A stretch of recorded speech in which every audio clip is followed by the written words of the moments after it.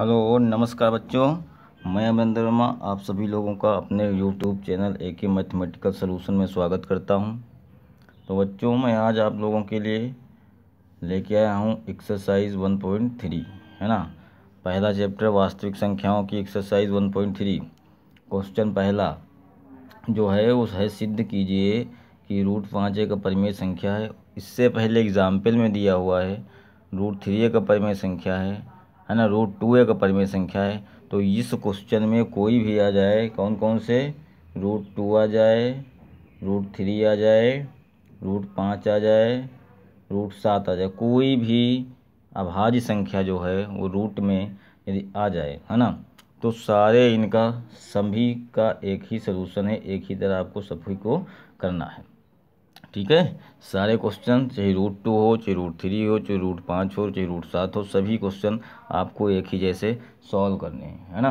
बिल्कुल बिल्कुल, है ना। √2 होगा तो √2 लिखेंगे उसकी जगह पे, 5 होगा तो 5, 3 होगा 3, 7 होगा तो 7, जैसा जो भी होगा सब में आपको सिर्फ संख्या बदल देनी है, बाकी सब कुछ वही लैंग्वेज रखनी है। ये चैप्टर है ना, और ये एक्सरसाइज लैंग्वेज, इसमें जो भाषा है वही आपको लिखनी है, इसको ध्यान में रखना है। हम बहुत ही सरलतम और है ना स्पष्ट तरीके से आपको बताएंगे, बिल्कुल इजी भाषा में, इससे इजी हो ही नहीं सकता। तो चलिए देर ना करते हुए लिखते हैं इसका आंसर, है ना। इस आंसर शुरू करते हैं। तो इसमें हम कह रहा है कि सिद्ध कीजिए कि √3 एक अपरिमेय संख्या है, √5 एक अपरिमेय संख्या है। तो इसको हम अपरिमेय दिखाना है, इसलिए हम इसको मानेंगे परिमेय, मान लेंगे। क्या मान लेंगे? परिमेय। तो माना, है ना, माना √3 एक परिमेय संख्या है। कैसी संख्या है? परिमेय संख्या है ना, परिमेय संख्या है। अब आप ये जानते हैं कि यदि कोई भी संख्या परिमेय होती है तो कब परिमेय होती है? जब उसको हम, है ना, P/Q के रूप में लिख सके तो परिमेय कहलाती है। तब चूंकि जो है ना हमने √3 को परिमेय मान लिया है, तो √3 जब परिमेय होगी तो √3 को हम P/Q के रूप में लिख सकते हैं, है ना, लिख सकते हैं, क्योंकि ये परिमेय हो गई। अब तो √3 बराबर P/Q, जहाँ जो है Q is not equal to 0, ये भी कंडीशन होती है परिमेय की कि Q का मान 0 नहीं होना चाहिए। व यहाँ लिखेंगे आप P और Q, है ना, P और Q सह अभाज्य हैं। कैसे हैं? सह अभाज्य हैं, है ना, सह अभाज्य हैं। P और Q कैसे हैं? सह अभाज्य हैं। अतः सह अभाज्य कौन होते हैं? जिनका HCF 1 होता है।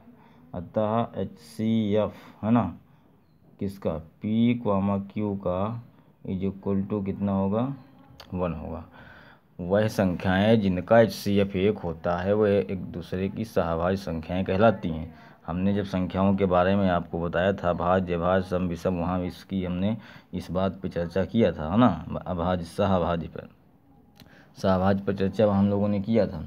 तो अब माना √3 एक परिमेय संख्या मान लिया हमने, तो परिमेय है तो इसको हम P/Q के रूप में लिख सकते हैं, जहाँ Q is not equal to 0, Q की वैल्यू 0 नहीं होनी चाहिए। वह, है ना, P और Q सहभाज्य हैं, अतः HCF इनका कितना होना? 1 होगा, है ना। ये आपको मेंशन यहाँ पे लिखना है। तो अब देखेंगे इसको हम पक्षांतर करते हैं। क्या करते हैं? पक्षांतर करते हैं। तो इससे जो है क्या आ जाएगा? P बराबर क्रॉस मल्टीप्लाई होगा तो P बराबर √3Q आ जाएगा, है ना। P बराबर √3Q होगा, हो जाएगा ना। अब दोनों पक्षों का वर्ग करने पे, दोनों पक्षों का वर्ग करने पे, क्या करने पर? वर्ग करने पर, दोनों पक्षों का वर्ग करेंगे तो ये P² बराबर √3 का जब वर्ग करेंगे तो 3 हो जाएगा। कितना हो जाएगा? 3Q² आ जाएगा, है ना। इसको हम समीकरण 1 बना देते हैं। अब देखिए इसमें लैंग्वेज लिखना है, यहाँ पे लिखेंगे चूँकि P² को हम लगाएंगे 3 से विभाजित है।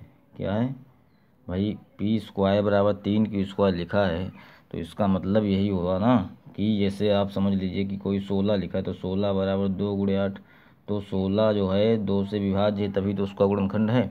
तो इसी तरह यदि हम P² बराबर 3Q² लिखा है, इसका मतलब P² जो है वो 3 से विभाज्य है ना। तो P² 3 से विभाजित है, विभाजित है, क्या है? विभाजित है। तो इसलिए P भी 3 से विभाजित होगा। क्या होगा? विभाजित होगा। ठीक है ना। यदि किसी संख्या का वर्ग किसी संख्या से विभाजित है तो वो संख्या भी उससे विभाजित होगी, है ना। जैसे 16 जो है 16 2 से विभाजित है तो 16 का वर्गमूल कितना होगा 4, तो 4 भी 2 से जो है वो विभाजित हो रहा है, ठीक है ना। समझ गए बात को, इतना हो गया। अब हम लोग क्या करेंगे, अब मान लेंगे कि P बराबर हमने मान लिया, जो भी यहाँ पे आपको दिया होगा वही आपको मानना है। क्या दिया है, 3 दिया है तो 3R मानेंगे, PQ, उसके बाद R लेते तो कोई भी चर ले सकते हैं आप, तो PQ था तो हमने R ले लिया। यदि यहाँ 5 होगा तो यहाँ 5 लिखेंगे, यदि यहाँ 6 और 7 होगा तो 7 लिखेंगे, 2 होगा तो 2 लिखेंगे यहाँ पे, ठीक है ना। तो P बराबर हमने ले लिया 3R, है ना। P बराबर हमने 3R ले लिया। अब फिर दोनों पक्षों का वर्ग करेंगे, दोनों पक्षों का वर्ग करने पर, है ना, दोनों पक्षों का